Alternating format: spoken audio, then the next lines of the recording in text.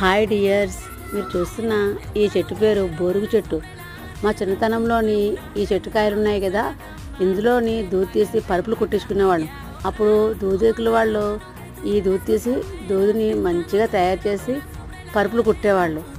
మా చిన్నప్పుడు మిత్రలాభము మిత్రభేదం అనే కథలు ఉండేవి, చిన్నయేశ్వరి గారు రాసిన కథలు. ఆ కథలో బోయవాడు బోరుగు చెట్టు మీద ఉన్న పావురాల కోసం ఆ చెట్టు కింద నూకలేస్తారు. ఆశపడి ఆ వల్ల వాలి పావురాలు అన్నీ కలిపి ఎగిరిపోతాయని మీకు గుర్తొచ్చిందా కదా. ఇప్పటి పిల్లలకి బోరుగు దూది గురించి అస్సలు తెలియదు కదా. అసలు దూది పరుపులే కుట్టించుకోవట్లేదు, అన్నీ రెడీమేడే.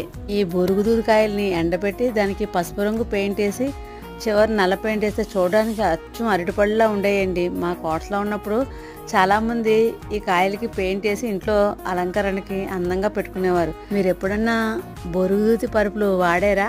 మేమైతే వాడాం. మీకు ఈ చెట్టు గుర్తుందా డియర్స్?